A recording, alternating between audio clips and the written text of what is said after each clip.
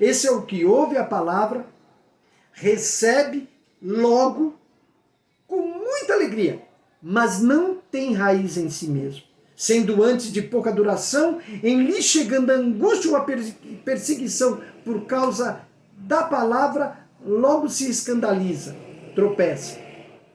Esse aí é a pessoa simples. Essa pessoa simples, ela não tem conteúdo, falta base para ela. A coisa funciona assim, irmão. Jesus não te chamou, não chamou a mim para ser bacharel em teologia. Mas ele disse para mim, busque conhecimento, examine as escrituras, leia, ouça o que a minha palavra diz, ouvir. Nós precisamos ouvir para termos uma estrutura mais sólida, para termos uma base na nossa vida. O que me deu base para buscar mais ao Senhor, mais a sua palavra, para procurar entender e compreender mais, foi ler. E eu lia muito, era 25 capítulos por dia. Acabou. Esses dias eu falei para uma pessoa, eu não tenho, falei, olha, eu não aceito essa história de não ter tempo. Porque a gente tem tempo, eu não uso, mas nós temos tempo para Facebook, Instagram, WhatsApp, Kuai, TikTok, televisão. A gente tem tempo para tudo. Aí a gente olha para a palavra de, será que eu estou realmente interessado na minha salvação? Será que eu sou tão bom assim que eu não preciso aprender a palavra? Eu posso viver de qualquer jeito porque eu estou salvo de qualquer jeito? Será? Será que eu estou conhecendo pessoas que estão sendo colocadas nos altares para pregar? Gente, ela não é nem ensinada. Ela não passou por um período de aprendizado. Simplesmente essas pessoas são jogadas, são colocadas lá assim, vai. E as pessoas acham bonito.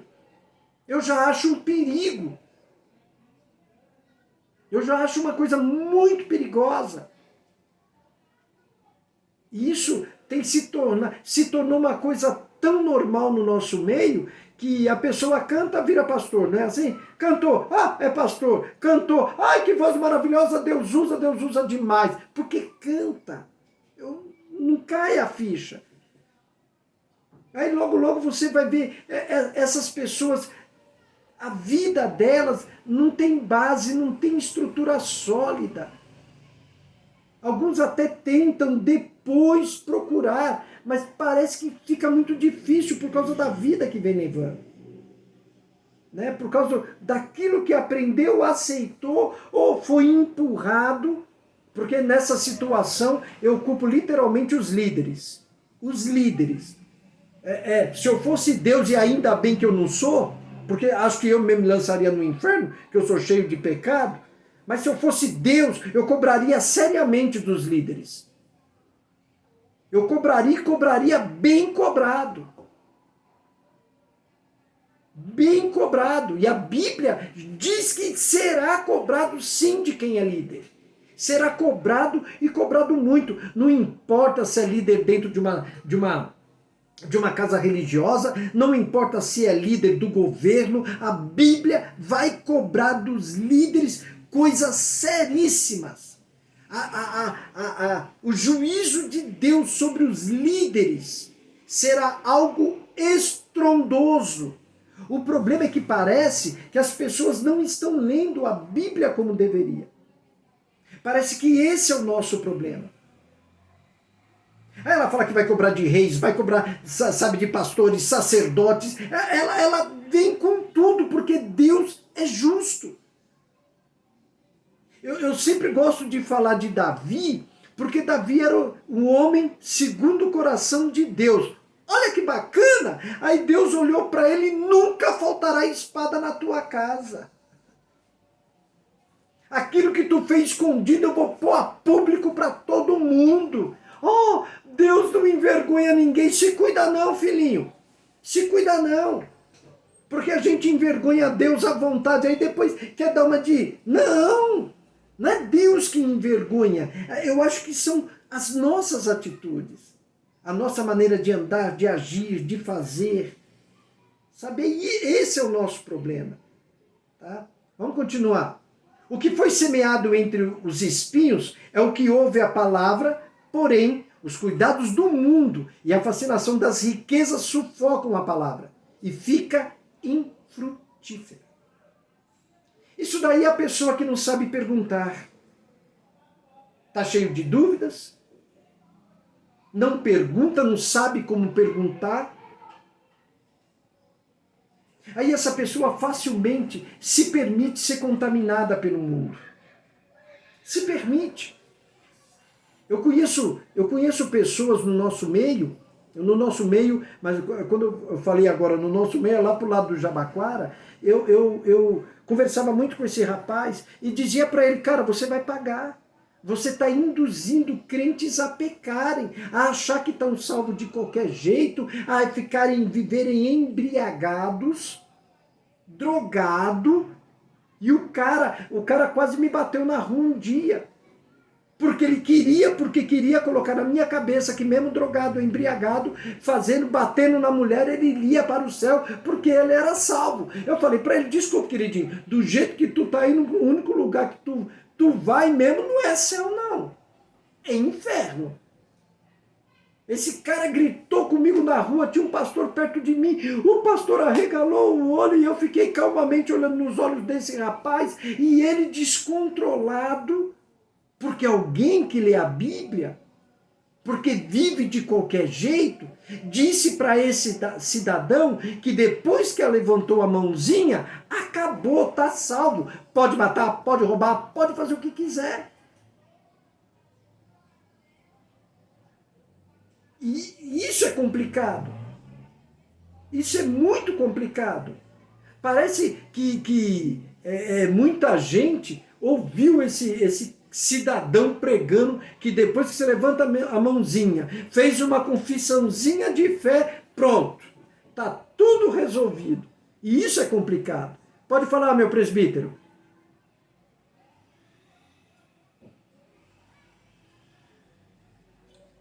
Ah, mas com essa camisa, presbítero, pelo amor de Deus. O lugar aqui é santo. Ah, meu. E a gente, irmã Célia, e a gente tem que orar por essa gente do mesmo jeito. Essa aqui, Com pior. todo respeito, presbítero, mas essa camisa, pelo amor dos meus filhinhos, rapaz. Vocês me ouvem? Ouvimos. Sim. É que essa aqui foi a carta perdida.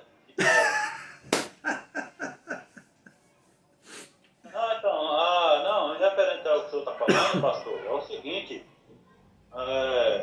essa linha de raciocínio aí é graças a Calvino, né? É a doutrina calvinista, né? Que até mesmo quem não entende do arminianismo e calvinismo, eles sempre puxam para um lado ou outro sem se perceberem. Então, essas pessoas aí que creem dessa forma, de duas uma, eu quero acreditar que elas já ouviram, né, a doutrina de Calvino, e que salvo uma vez, salvo para sempre. Mesmo que você se perca, se você for filho predestinado à salvação, mesmo que seja no último dia de respirar da sua vida, você vai ser salvo. Aí as pessoas, né, ao diabo, a gente sabe que ele é bem sagaz, pega essa doutrina maravilhosa, né, somente a graça, somente a escritura, somente...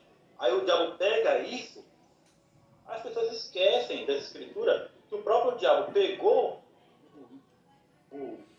a Torá, chegou lá em Jesus Cristo, Deus encarnado, e começou a dizer, passar na cara dele as palavras dele, se tu és. Aí o diabo pega a doutrina calvinista e fala assim, ó, você é salvo, cara. Então, fuma um pouquinho, bebe um pouquinho, cheira um pouquinho, Pode matar. Dá pau na tua mulher, se ela não se consertar. Você, mulher, traz um pouquinho o seu marido, um dia. Não tem problema nenhum. Pede perdão a Deus que você é salvo, você é filho de Deus. Aí as pessoas. Então, e a mesma coisa é o arminianismo. Então, aí a gente olha para o Gênesis, lá no Gênesis, e vê lá, Adão tinha o livre-arbítrio de escolher entre o bem e o mal. Ele tinha o livre-arbítrio de escolher se ele continuaria à mercê dos cuidados do Criador ou se ele queria ser igual ao Criador. Não, o cara me fez. Como ele me fez, eu não sei. Pois para eu saber como ele me fez, então vou experimentar dessa fruta aí, que Deve ser bom. Quer dizer, então, aí é a mesma doutrina.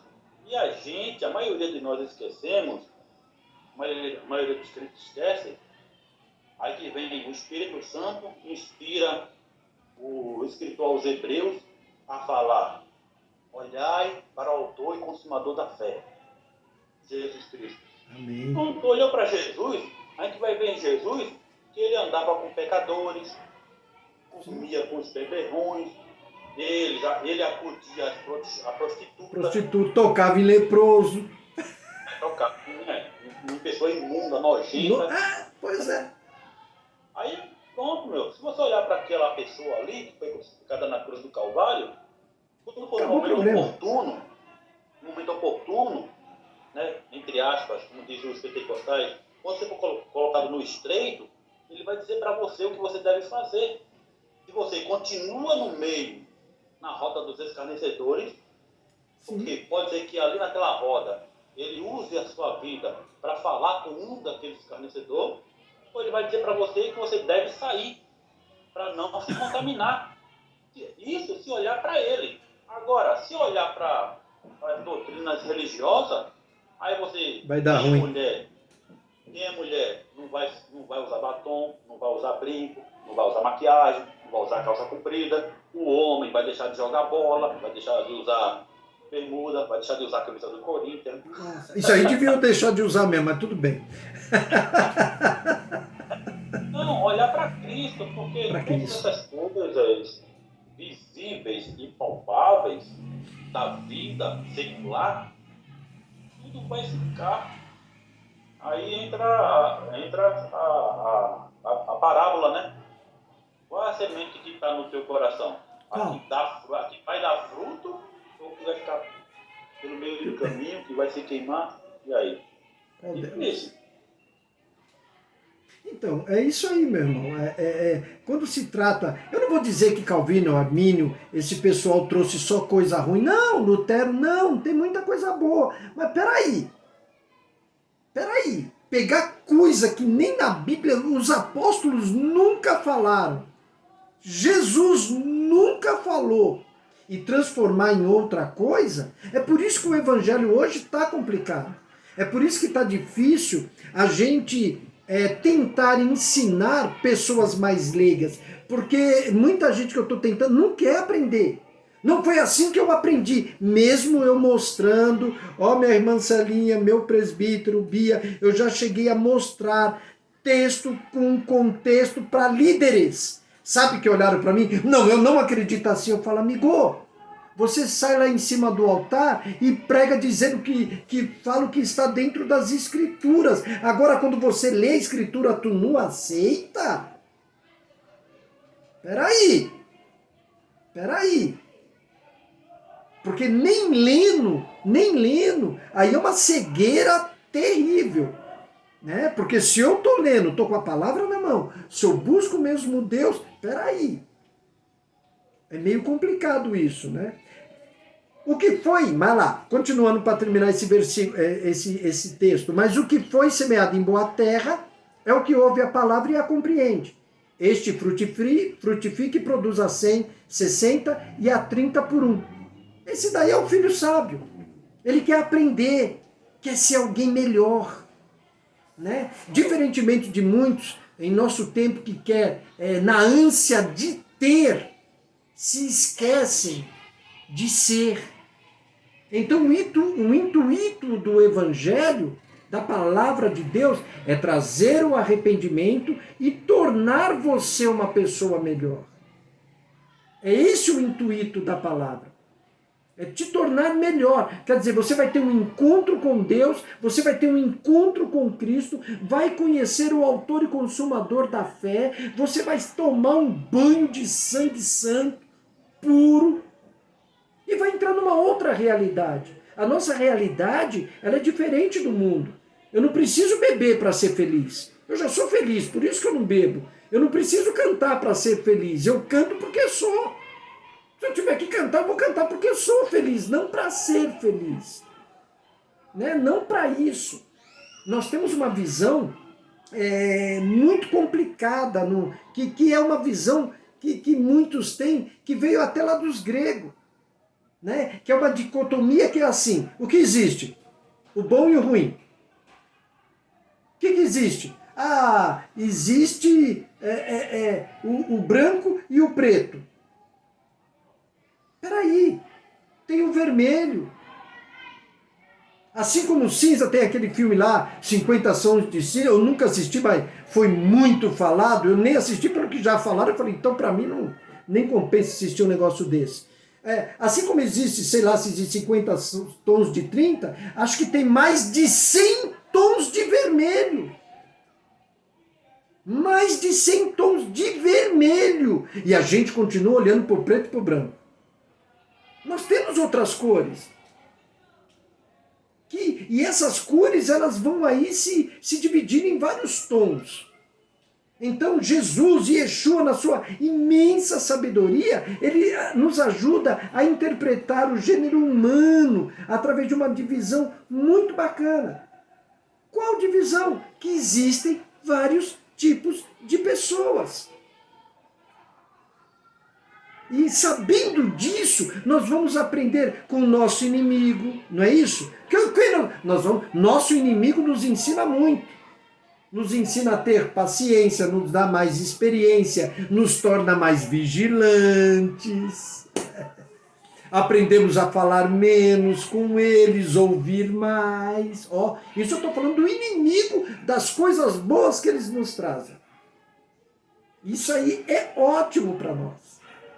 Aí o que a gente, através desse conhecimento, buscando a sabedoria de Deus, o que a gente começa a adquirir? Tolerância, benevolência e amor. Para com o nosso próximo. Quem é o nosso próximo? Qualquer um. Pode ser um assassino, prostituta, estuprar, é qualquer um. Nós vamos ter a tolerância não no que diz respeito aos atos, mas ao de procurar ganhá-los e trazê-los para Jesus, fazendo com que eles se tornem pessoas melhores. Pode falar, presbítero.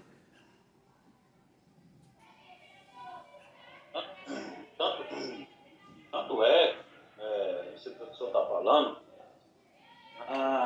que a briga religiosa entre nós mesmos. O que mais tem? A briga religiosa entre nós mesmos. O povo esquece que isso aqui não foi escrito para o mundo. As cartas de Paulo não é a carta para Éfeso, para Corinto, para Filadélfia, para Gálatas, para Esmirna, para Gálatas. É igrejas daquele local. Sim. Então essas cartas não é para o mundo, é para mim, é para nós, é para o crente. Exatamente quem? E quem há aqui, deixa eu ver se é nessa Bíblia aqui que tem. Deixa eu ver. Aqui, a primeira carta de Coríntios, a partir do capítulo 3, que fala sobre aqui a epígrafe, as divisões e contendas na igreja. Sim. No capítulo a imoralidade na igreja. Quer dizer, o problema não estava no mundo, o problema estava dentro da igreja. E hoje é a mesma coisa entre nós. Sim. Porque o mundo está perdido, como Jesus ensinou já. O mundo jaz no maligno. Está morto espiritualmente. Agora, nós que estamos vivos, o que eu estava falando aí, é que queremos ser melhor que os outros. a maioria que procura aprender, entre aspas, teologia, não quer aprender para propagar o ensino ao mundo. Não, ele quer aprender para dizer, eu vou me matricular numa escola de teologia, pastor Carlos. Vou me matricular para quando eu souber, eu vou saber melhor que você. É para isso que É para isso, né? hoje a maioria está procurando um conhecimento, né, teológico, na escritura como for, não é para poder pegar esse conhecimento, assim como, veja que interessante, o apóstolo Paulo tinha tanto conhecimento, Muito, demais. aí quando ele encontrou com Cristo, falou assim, ixi, o que eu sei, na verdade não sei nada. Foi reaprender. Jesus ensinou de novo a ele, e o que Jesus ensinou para ele, o que foi que ele fez?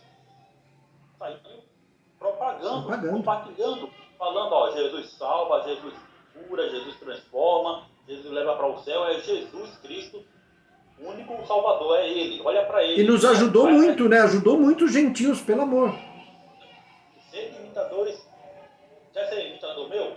Tá bom, então imita a mim, mas eu imito a Cristo. Esse é o problema. Agora não, o povo hoje, como o senhor não participa mais, né, de grupos de WhatsApp, mas o senhor lembra quando a gente participava do grupo do WhatsApp, dos estudos, o debate que tinha, né? Nossa! Eu não sei se você se lembra o sarcasmo, eu sempre fui sarcástico, né? Não sei se você se lembra, o povo não me aguentava. Ah, irmão, respeita, irmão. Ô, irmão, eu falo, não, meu querido, agora a gente vai ter que pregar na igreja aquilo que você ensinou, porque aquilo que você colocou aí, porque a visão é sua, e a gente agora tem que interpretar a Bíblia e pregar a Bíblia segundo a sua fala aqui no grupo de WhatsApp. Porque agora a revelação que Deus deu para você é total, né? Então, aí, a briga teológica, religiosa é entre nós mesmos. Entre nós mesmos. E hoje em dia está muito pior. Tá terrível. Como o senhor estava ensinando. Nos púlpitos da igreja hoje, não se prega mais perdição, pecado. Hoje, nos púlpitos da igreja hoje, é chave, é bênção, é vitória. E música, né? Então. Uma cantarola que meu pai. O tal do worship. Worship. Olha isso. Fala que Jesus é lindo e fica 15 minutos falando que ele é lindo. Tá tudo bem, né? Pelo amor de Deus, né? E infelizmente aí, ó, como o senhor ensinando aí, se a gente não tiver apercebidos, o diabo pinta e borda. Faz como fez com a vida de Pedro, né? Pinta e borda. Diferente de Pedro, Jesus estava lá. É. Olha, ele pediu para ser entrar na tua vida, mas eu estou aqui e intercedi por você. Hoje o diabo faz a mesma coisa com as nossas vidas, se a gente não tiver conectado nas escrituras. Sim. Se a gente não estiver conectado nas escrituras, o diabo se anda e faz isso com a própria escritura. É onde nós devemos tomar cuidado, né? Devemos. Porque, assim, é Mateus 4, né? Que o diabo foi lá afrontar Jesus. Aí, você é Deus mesmo? Você é filho? Aliás, Deus não. Olha que bacana. Nem o diabo chamou ele de Deus. Nem o diabo. Né?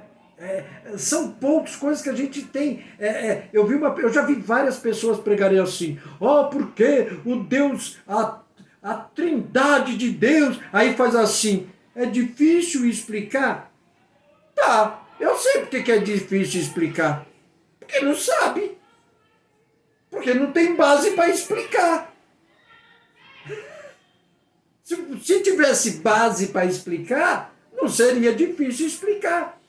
Porque eu já vi muitas tentativas e quando se pega cada uma, há versículos que nem... Santo, santo, santo é o Senhor dos Exércitos. Aqui está falando da Trindade. Hã? O que tem a ver? Né? Claro que não vai saber explicar. Não tem base, não tem solidez. Né? Aí o cara, ele devia falar assim, você sabia que o conceito da Trindade, ele foi falado com relação à Igreja Católica, e que quando a Igreja Católica implantou essa doutrina, eu vou responder aqui, irmão pessoal, pronto. E quando a Igreja Católica inventou essa doutrina, quem não aceitasse morria? Engraçado isso, eles não estão falando dos altares. Os mesmos pastores teólogos. Os mesmos pastores teólogos. Aí agora, olha como nós mudamos de assunto, gente. Aí a mesma palavra ruach, que se refere ao Espírito de Deus, né? A mesma palavra é usada para Davi e para muitos outros lá. Ruach, fôlego, vento, espírito, poder, autoridade. Aí você interpreta. Mas dizer que existem 3 deuses, isso, até onde eu sei, é idolatria. Agora, por não conhecer o caminho, que se a gente se preocupasse em fazer que nem Moisés, eu não sei quanto tempo Moisés orou. Senhor, me mostra o acesso a ti, o acesso. Eu quero saber o caminho para chegar aí. É isso que eu preciso saber. Pô, ele já tinha um conceito. Que existia alguém para fazer esse caminho, para fazer essa ponte entre nós e Deus. Aí quando a gente começa a ler a Bíblia direitinho, aí você vai ler corpo me preparaste. Aí quando você começa a ler a Bíblia direitinho, aí você vai ver que a palavra de Deus se personificava. Aí você vai ver a palavra andando pelo jardim. Aí você fica, rapaz... Sabe?